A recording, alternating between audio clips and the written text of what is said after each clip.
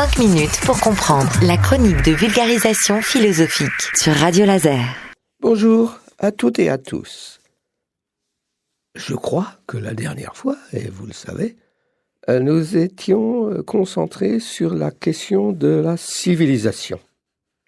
Alors essayons maintenant de revenir à l'axe central qui était celui autour duquel, pour nous, pour notre réflexion, on pouvait travailler la notion de crise sans fin, celle que Myriam Le Revaux d'Allonnes nous indiquait, qui était liée donc aux activités humaines et qui était liée à tous les domaines de l'existence.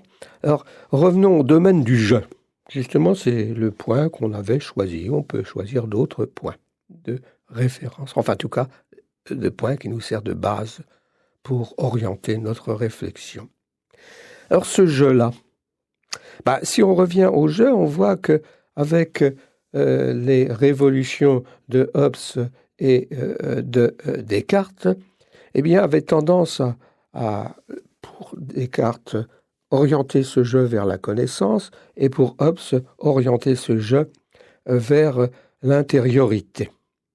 L'intériorité même biologique. On peut essayer de voir aussi, après notre définition de la civilisation qui voyait ça comme processus historique de progrès matériel, social et culturel, mais aussi comme exercice de l'entendement sous l'éclairage de la raison, exercice de la faculté de juger sous l'éclairage des usages de la raison. Mais il y a aussi un autre aspect qui est proposé par Rousseau.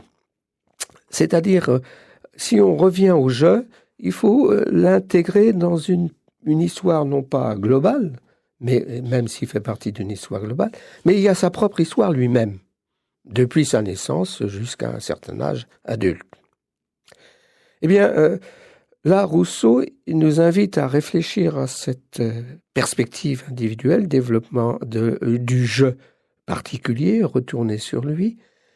C'est de dire que ce jeu s'inscrit dans une histoire qui le pousse, qui le mène vers une forme de perfection. Mais ça ne veut pas dire qu'il est parfait.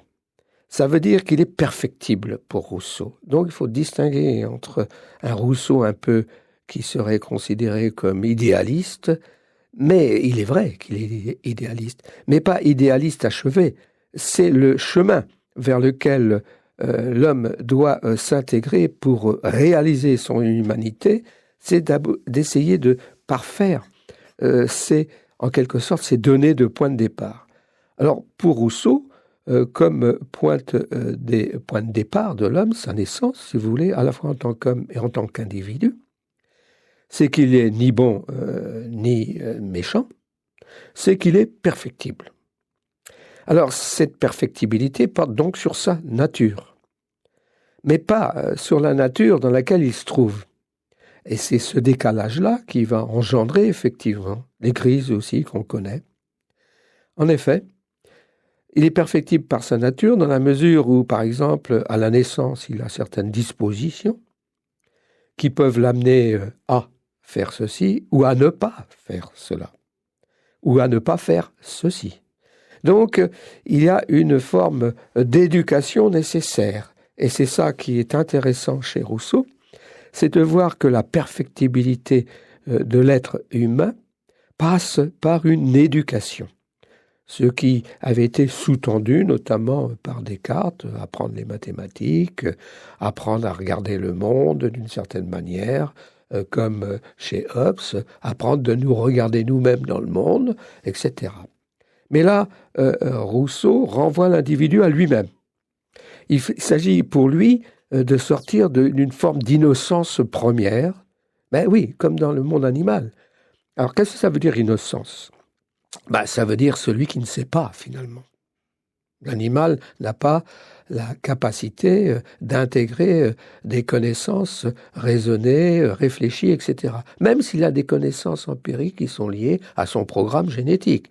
Non, l'animal, pour l'instant, en tout cas, peut-être a des indices de possibilités, peut-être qu'on les verra dans l'évolution générale, que peut-être nos ancêtres étaient aussi proches de cette disposition, ce qui voudrait dire aussi que certains êtres animaux, entre guillemets, soient à la base d'une évolution qui pourrait les amener à accéder à ce que nous on appelle la connaissance réfléchie. Donc il faut sortir de cette animalité innocente, c'est-à-dire qui ne sait pas, donc ni bien ni mal, il n'y a pas de valeur en quelque sorte. Mais c'est un animal qui a des potentialités. Donc cette animalité de l'homme, qui est véritablement ce que nous sommes d'ailleurs à la base, regardez notre programme génétique, eh bien cette animalité n'a rien à voir avec la moralité. Donc ce que veut faire Rousseau, d'une certaine manière, c'est de dire qu'il faut qu'on apprenne par nous-mêmes à accéder à cette moralité, afin de développer des positivités, des facultés positives de la sensibilité et des facultés positives de l'intelligence, du logos, si vous voulez. Alors, ça veut dire quoi, positif ici ? Le négatif, c'est la mort, si vous voulez. Donc, les facultés négatives, ce seraient les facultés qui font qu'on est en train de se tuer nous-mêmes comme êtres humains, ce qui est possible d'ailleurs. Mais en même temps, les facultés positives, c'est justement d'affirmer notre humanité. Alors notamment à travers le logos, le langage, un certain type de langage. Un langage en quelque sorte qui pourrait être sublimé dans une forme esthétique, ou un langage qui pourrait être sublimé dans une forme de connaissance. Mais on sait bien depuis longtemps, par rapport à l'histoire de l'humanité, c'est relativement récent, mais on sait bien que ce langage-là passe notamment par une forme de mathématisation, ou de logique, si vous voulez. C'est un peu la même chose, d'une certaine manière. Donc, voilà ce que c'est que l'homme, c'est celui qui est donc perfectible. Mais il y aura un effet négatif, comme le fera remarquer Kant, mais on verra ça plus tard. À bientôt.